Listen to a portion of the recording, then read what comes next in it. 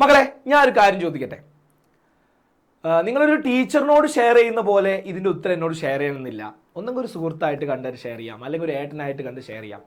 Okay, മടുത്ത് തുടങ്ങിയോ 10ാം class? എന്താ അവസ്ഥ? തുടങ്ങി ഇത്രയായപ്പോഴേക്കും നമുക്കൊരു മടുപ്പ് ഫീൽ ചെയ്യാൻ തുടങ്ങിയോ? നിങ്ങളുടെ ഉത്തരം ഇല്ല സാർ, അടിപൊളിയാണ്, സെറ്റാണ്, ഇതിങ്ങനെ പോയിക്കൊണ്ടിരിക്കുകയാണ്, അടിപൊളിയായിട്ട് പഠിച്ചുകൊണ്ടിരിക്കുകയാണ് നിങ്ങളുടെ ഉത്തരമെങ്കിൽ നിങ്ങൾ ഈ വീഡിയോ എന്ത് ചെയ്യേണ്ട, കാണുന്നില്ല. നിങ്ങളൊരു അടിപൊളിയായിട്ടുള്ള ഒരു റെഡ് ഹാർട്ട് എന്ത് ചെയ്താൽ കമൻറ്റ് ചെയ്തിട്ട് നിങ്ങൾക്ക് എന്ത് ചെയ്യാം, ഈ വീഡിയോ സ്കിപ്പ് ചെയ്ത് പോവാം. പക്ഷേ തുടങ്ങി സാർ, നമ്മൾ വിചാരിക്കുന്ന പോലെ നമ്മൾ പഠിക്കാൻ വിചാരിക്കും, പക്ഷേ എന്ത് ചെയ്യുന്നില്ല, വിചാരിക്കുന്ന പോലെയൊന്നും നടക്കുന്നില്ല. നമ്മൾ ചിലപ്പോൾ സ്കൂളിൽ നിന്ന് പഠിക്കാം, ഇതൊന്ന് പോയിട്ട് പഠിക്കണം എന്ന് പറഞ്ഞിട്ടാണ് വരിക, പക്ഷേ വൈകുന്നേരം ആകുമ്പോൾ മടി കാരണം അത് മറക്കുന്നു, അല്ലെങ്കിൽ അത് ചെയ്യുന്നില്ല, ആ ഒരു സംഭവം ചെയ്യുന്നില്ല. അങ്ങനെയാണ് നിങ്ങളുടെ അവസ്ഥ എങ്കിൽ നിങ്ങൾ ഈ വീഡിയോ എന്തായാലും കണ്ടിരിക്കണം.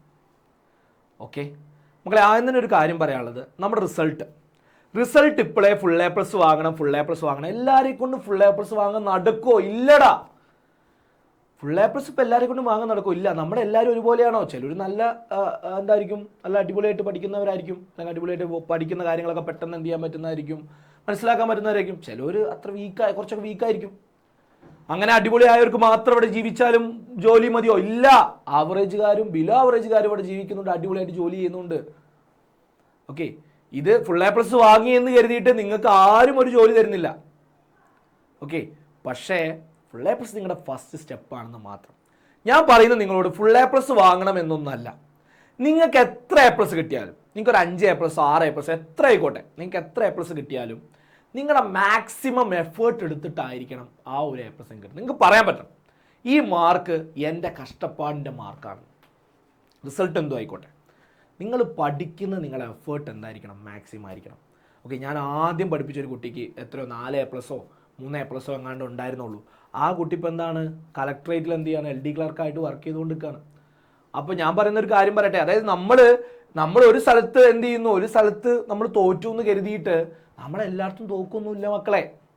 ചില സ്ഥലത്തൊക്കെ നമ്മൾ തോക്കും, പക്ഷെ നമ്മൾ എന്താ ചെയ്യേണ്ടത്, നമ്മൾ തോറ്റു കഴിഞ്ഞാലും നമ്മൾ ആ ശ്രമിക്കാൻ ഒരിക്കലും എന്ത് ചെയ്യരുത്, തോക്കരുത്. എപ്പോഴും നമ്മൾ ശ്രമിച്ചുകൊണ്ടേയിരിക്കണം. ഒരു ആഴത്തിൽ തോറ്റു എന്ന് കരുതിയിട്ട് പിന്നത്തേൽ നമ്മൾ പോകുന്നില്ല, എന്നെ കൊണ്ട് അത് കഴിയൂല എന്നാണ് നിങ്ങളുടെ വിചാരമെങ്കിൽ നമുക്ക് ഒരിക്കലും എന്ത് ചെയ്യില്ല, നമ്മുടെ ലൈഫിൽ ഒരു നിലയിലെത്താൻ പറ്റില്ല. ഓക്കെ, അപ്പോൾ ഒരു കാര്യം ഇന്ന് മുതൽ, പിന്നെ വേറൊരു കാര്യം, നിങ്ങൾ എന്ത് ചെയ്യും, പഠിച്ചുകൊണ്ടിരിക്കുമ്പോൾ കാണാൻ എന്തെങ്കിലും ഒരു പ്രശ്നമായാൽ നമ്മളത് നീച്ചു പോകും, പിന്നെ ആ ഒരു മൈൻഡിൽ നിന്ന് നമ്മൾ അങ്ങോട്ട് പോകും. അങ്ങനെ ആവരുത്. നിങ്ങളൊരു ടൈം വയ്ക്കാം, ഇത്ര മുതൽ ഇത്ര വരെ. കണ്ടിന്യൂസ് ഒന്നും വേണ്ട. കണ്ടിന്യൂസ് ആയിട്ട് കഴിഞ്ഞാൽ നമുക്ക് നടക്കില്ല, കാരണം നമ്മൾ ബോറടിക്കും. ഇപ്പോൾ നിങ്ങൾ ഇന്നൊരു 4-5 മണിക്കൂർ അങ്ങോട്ട് പഠിച്ചു, പിറ്റേ ദിവസം നിങ്ങൾക്ക് പഠിക്കാൻ തോന്നൂല. കാരണം എന്താ, നമുക്ക് ആ ഒരു സമയം എന്താ, അത്രയും സമയം ഇരുന്ന് പഠിക്കണ്ടേ എന്നുള്ളൊരു മൈൻഡിൽ അങ്ങനെ ഒരു സാധനം വരും. നിങ്ങളൊരു 1/2 മണിക്കൂറോ 3/4 മണിക്കൂറോ പഠിക്കുക, 15 മിനിറ്റ് ബ്രേക്ക് എടുക്കുക, നിങ്ങൾക്ക് ഇഷ്ടമുള്ള കാര്യം ചെയ്യാം. നിങ്ങൾക്ക് എന്താണ് നിങ്ങളുടെ ഹോബി അത് അടിപൊളിയായിട്ട് ചെയ്യുക, ഹാപ്പി ആയിട്ട് ചെയ്യുക, ചിരിച്ചോണ്ട് ചെയ്യുക. ആ 15 മിനിറ്റ് നിങ്ങളുടെ മുഖത്ത് സന്തോഷം മാത്രമേ ഉണ്ടാവാൻ പാടുള്ളൂ. ഒരു ടെൻഷനെ കുറിച്ച് നിങ്ങൾ ആലോചിക്കാനും പാടില്ല, ഒന്നും ചെയ്യാൻ പാടില്ല. 3/4 മണിക്കൂർ പഠിച്ചിട്ട് 15 മിനിറ്റ് ചെയ്യുക, വീണ്ടും 3/4 മണിക്കൂർ പഠിക്കുക, 15 മിനിറ്റ്. ഇങ്ങനെ ഒരു 3 സെറ്റ് നിങ്ങൾ പോയി കഴിഞ്ഞാൽ, അല്ലെങ്കിൽ ഫസ്റ്റൊക്കെ 2 സെറ്റ് മതി കേട്ടോ, പതിയെ പഠിച്ച് തുടങ്ങാൻ പറ്റും. ഓക്കെ, ഇപ്പം തന്നെ എന്ത് ചെയ്യരുത്, ടെൻഷനും കാര്യം, SLC അങ്ങനെയാണ്, SLC സിലബസ് മാറുന്നു, SLC ഇതാവുന്നു, SLC എക്സാം ടൈറ്റ് ആവുന്നു, ഇതൊക്കെ നിങ്ങൾ കേട്ടാലും നിങ്ങൾ എന്ത് ചെയ്യരുത്, അതിനെക്കുറിച്ച് ആലോചിക്കരുത്. നമുക്ക് പറ്റുന്ന പോലെ അടിപൊളിയായിട്ട് നോക്കാം. ഓക്കെ, നിങ്ങൾക്ക് സപ്പോർട്ടായിട്ട് കൂടെ ഞങ്ങളെല്ലാവരും ഉണ്ട്. നിങ്ങൾ ഒറ്റയ്ക്കല്ല മക്കളെ കേട്ടോ, നിങ്ങൾക്ക് സപ്പോർട്ടായിട്ട് എല്ലാവരും ഉണ്ട്. ഇനി ടെൻഷനാണെന്നൊന്നും പറഞ്ഞിട്ട് ഒരു മക്കളും വരരുത്. നമുക്ക് ഒറ്റ ലൈഫല്ലേ ഉള്ളൂ, നമുക്ക് എൻജോയ് ചെയ്യും വേണം, പഠിക്കും വേണം. പഠിക്കണം എന്തിനാണ്, നമ്മളെ ഭാവിയിലേക്കുള്ളൊരു ഇൻവെസ്റ്റ്മെൻറ്റാണ്. നമ്മൾ ഒരിക്കലും ഭാവിയിൽ കഷ്ടപ്പെടരുത്, അതിന് വേണ്ടിയിട്ടാണ് നമ്മൾ ഇൻവെസ്റ്റ് ചെയ്ത് വെക്കുകയാണ് ആ പഠനം. അതുകൊണ്ടാണ് ഇപ്പോൾ പഠിക്കുന്നത്. അതിൻ്റെ ഒരു ഭാഗത്ത് കൂടെ എന്ത് ചെയ്യണം, എൻജോയ്മെൻറ്റും കൊണ്ടുപോകണം. പാട്ട് കേൾക്കാൻ തോന്നിയാൽ പാട്ട് കേൾക്കണം, കളിക്കാൻ തോന്നിക്കഴിഞ്ഞാൽ പോയാണ് ഫുട്ബോൾ ക്രിക്കറ്റ് എന്താ വെച്ചാൽ കളിക്കണം. ഓക്കെ, അതിൻ്റെ കൂടെ എന്തും കൂടി കൊണ്ടുപോയിക്കൊള്ളണം, പഠനം കൂടി അങ്ങോട്ട് കൊണ്ടുപോയിക്കൊള്ളണം. ഓക്കെ, എന്നാലേ നമുക്ക് എന്ത് ചെയ്യുള്ളൂ, ഭാവിയിൽ ആ ഒരു എൻജോയ്മെൻറ്റ് അവസാനം വരെ എപ്പോഴും നമ്മുടെ മുഖത്തൊരു പുഞ്ചിരി ഉണ്ടാവണം മക്കളെ കേട്ടോ. സങ്കടപ്പെട്ടാലും നമ്മുടെ മനസ്സിൻ്റെ ഉള്ളിൽ എന്ത് ചെയ്യരുത്, നമ്മളെപ്പോഴും ഹാപ്പി ആയിട്ടിരിക്കാൻ നോക്കുക. ഓക്കെ, ഓരോന്ന് ചിന്തിക്കുമ്പോഴാണ് ഈ പ്രശ്നം. ഈ ഭാവിയിലേക്കുള്ള കുറേ കാര്യങ്ങൾ ഇപ്പം തന്നെ നമ്മൾ ചിന്തിക്കുന്ന ഫെബ്രുവരി മാർച്ചത്തെയും കാര്യമാണ്, മെയ് എക്സാം ആയാലോ അങ്ങനെ ചിന്തിക്കുമ്പോഴാണ് ഈ പ്രശ്നം.